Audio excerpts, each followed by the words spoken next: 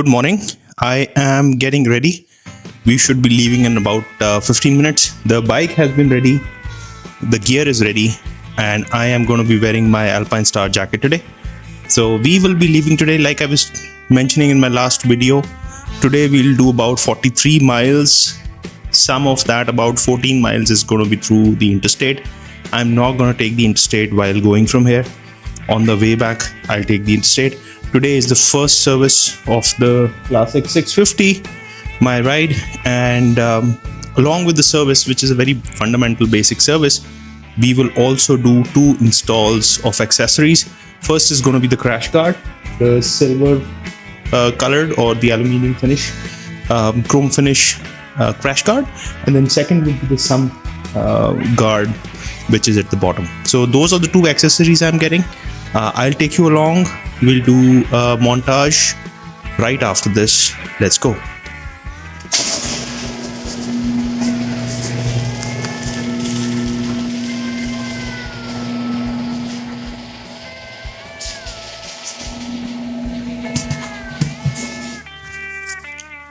Let's get the bike out, get it ready.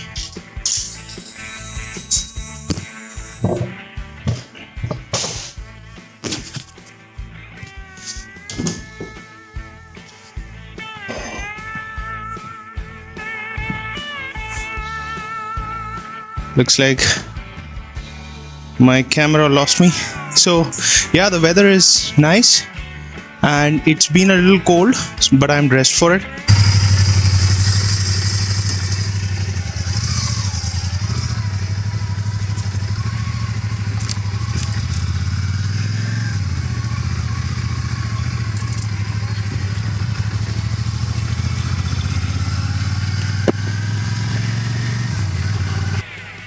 All right, so as you come along with me on this journey, let's talk about some of the questions around the Classic 650.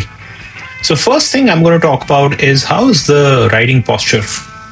This is definitely different from a lot of bikes I've seen on the road here in the US. So you're sitting very straight up in a very neutral position. Your legs are at a 90-degree angle. Your hands are not too wide, not too in, they're not too high, not too low, very neutral. You have an excellent position and you have a very clear view of the road. There is nothing obstructing your view. As you can see in all of these examples, I have an excellent clear view from every side. Now the downside of this posture, and these type of motorcycles are also called naked motorcycles, there is no windshield. So the downside is when you start riding on the roads, especially when you go to these back roads or country roads or on interstate or fast highways, the gust actually hits you. So there is nothing stopping the gusts to hit you. And in fact, your body presents as the biggest friction point when you're riding the motorcycle. So that is one consideration. I think this is why, if some of you have seen my Facebook post, one of the most crucial accessories from the long-term perspective for this motorcycle, especially if I have to do long touring trips, should be a windscreen. And it should be a tall windscreen, given that I am 6 feet 2, so that it really covers and deflects all the wind coming towards me. But otherwise, the sitting posture is fantastic. You never get tired. I've done now a few rides where I've overall driven or ridden for over 2 hours. 2.5 hours has been my maximum I've done till now. You don't really get tired from that sitting posture. Everything is extremely ergonomically set up, and the layouts of the switches, the buttons, when you're riding, your access to brakes and being able to switch gears or change gears, all of that is laid out quite nicely. The mirrors, initially when I got the bike, I had an issue with the left mirror in adjusting it, and I sort of struggled to get it right. But then I learned what is the right way to set up that mirror. And I have even created a video about it as well on my channel. So if any of you having issues setting up your mirrors properly, go take a look at that video also. That should be useful. So these mirrors have been performing very well also. The other aspect is how are the mirrors on high speed. Till now, the maximum speed I've touched in few places is about 75 miles per hour. The mirrors have been very good. Now, are they completely as you would see the mirrors at riding on 25 miles per hour? No, there is a little bit of shake vibration, but nothing which makes me feel that I cannot see what's coming behind me. It's very good. Again, if you have any questions in particular specific to the mirrors, let me know. I also saw some people talking about shakes on these mirrors on 350, but nothing like that here.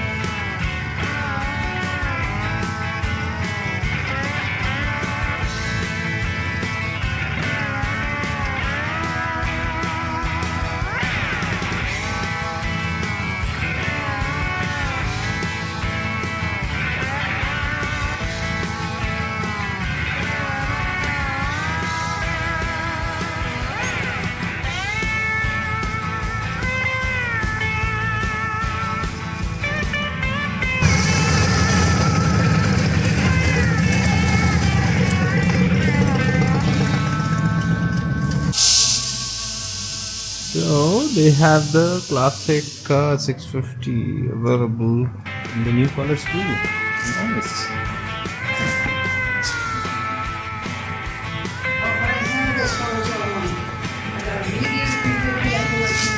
Beautiful. I got your bike, classic 650. It's a demo. Which one? The black one? The black one. Yeah, I'll take that. You take that? Okay. Find where it's at exactly there. Alright folks, looks like my service is done. Just got a message from the service advisor. So I was hanging at a McDonald's, working and also sipping on some coffee.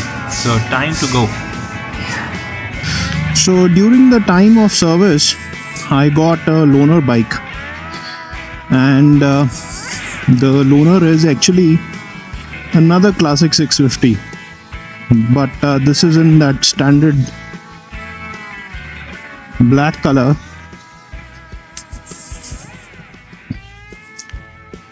There you go. So this is the color we have.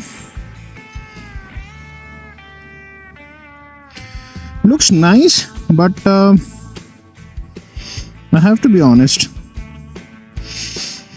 If this was the only color in Royal Enfield, maybe I would not have bought a 650 Classic. Who knows? Doesn't give me that same appeal which I have for the color what I ultimately bought. Looks nice, this one too, but you know, the other two colors have their own charm, completely different colors. Anyways, good to see this bike. The Vallam Red looks phenomenal. Alright, let's go back to the dealership and pick up our baby.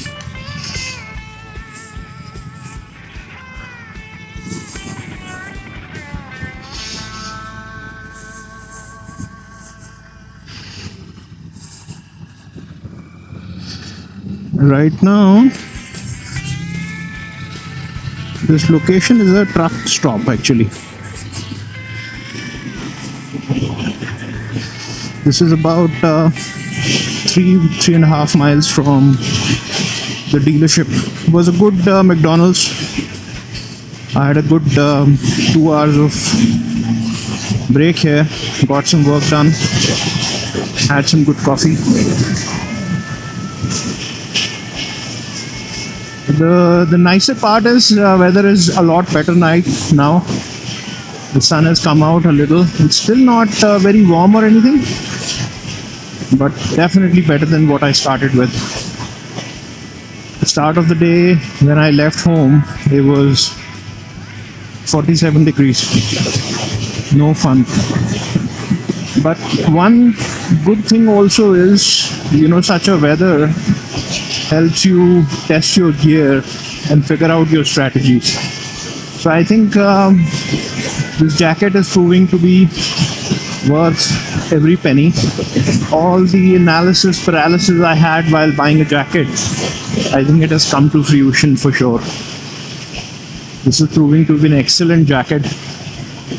This is the Alpine Star Drystar Andes V4. I had several jackets tested, and I'll probably make a separate video for them. But ultimately I chose this one, and I couldn't be happier. This has a warm lining inside.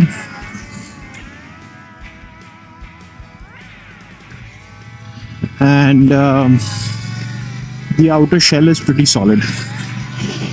A lot of customization in it, a lot of belts and buckles to tighten and get it fitted to your body.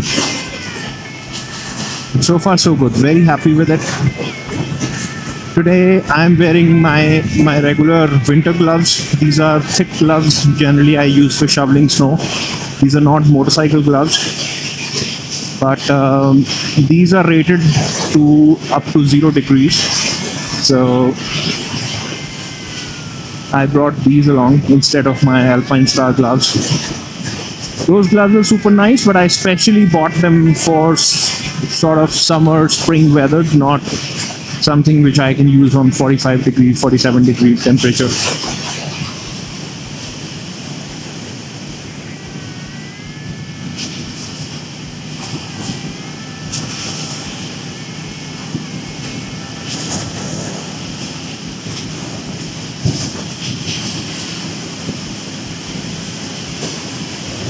For some reason, it is quite possible since I came back after a long ride.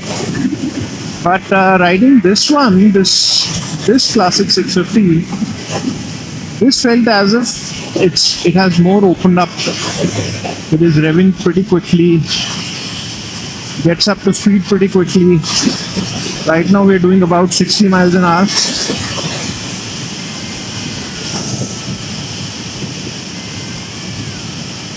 So, or maybe that's an effect of doing some long miles that you kind of get used to those speeds. So we're doing about 65 miles an hour. Very comfortable. Very, very comfortable bike. The only thing is I'm in this whole open area golf course. The whole drive towards Marengo is very open fields, open area. It can be very gusty in spots. But the bike is solid. I think on the way here, I touched about 70 miles and it just drives so smooth.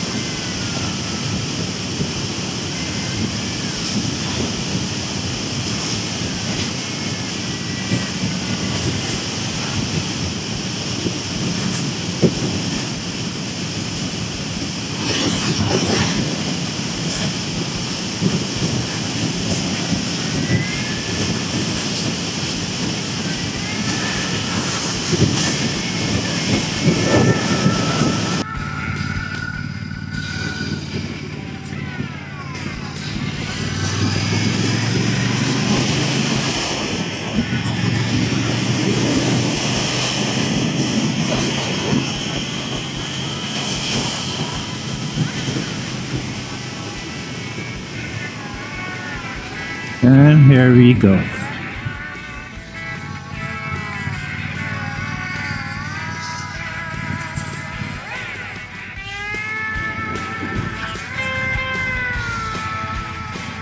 Oh, the bike is ready. The crash guards are installed, and the sump guard is installed too. So I think it's looking good. First service done. Next service at 3,000 miles, and we are good to go. All right, let's head home.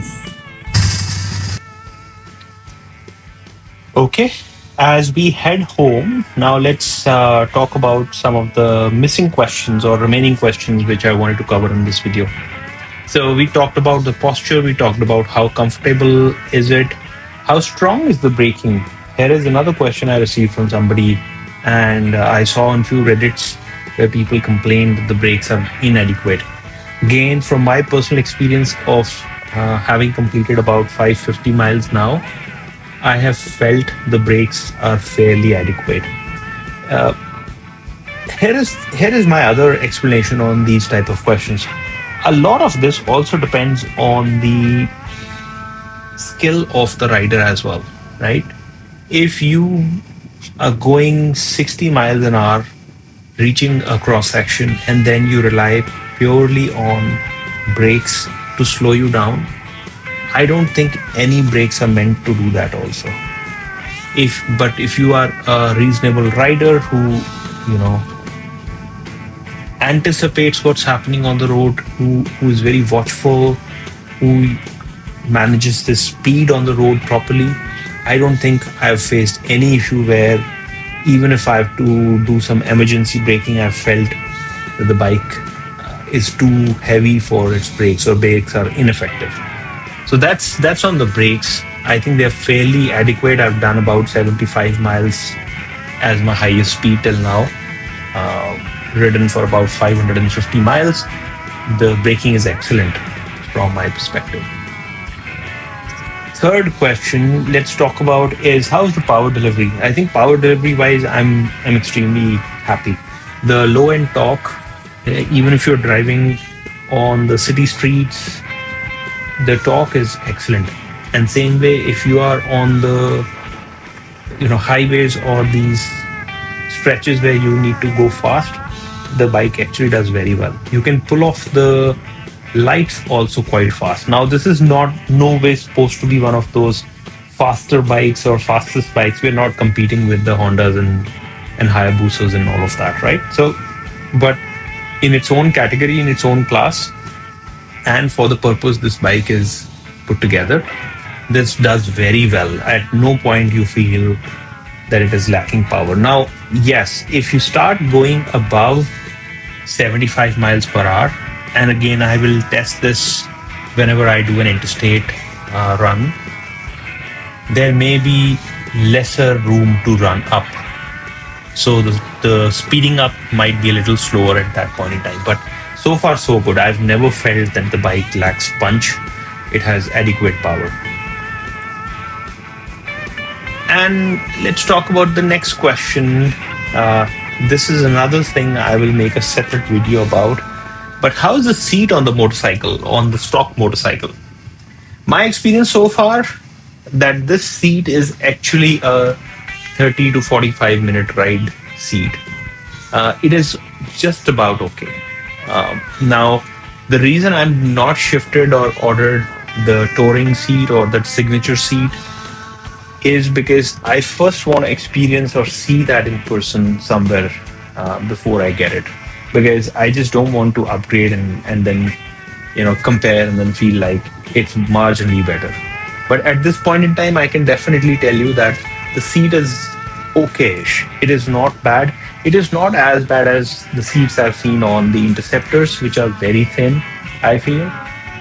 This is quite a wide seat, so you sit comfortably, but I think the cushioning is too soft for you to be riding few hours on it, right? Again, no big deal. It is not a make and break as of now. I've been comfortable, but yes, it needs a better padding. These signature seats or the touring seats for Classic 650, they look nice, first of all. Secondly, as I've read from some of the reviews, it is a lot more stiffer and supposed to provide you a lot more comfortable ride when you're riding. I've also seen people put gel pads and additional support on top of these seats to make their whole riding experience better. I haven't tried that out yet, but so far so good. And again, I want to not make edits or changes to the motorcycle unless I absolutely have to. So that's the philosophy with which I'm going to be buying some of these accessories.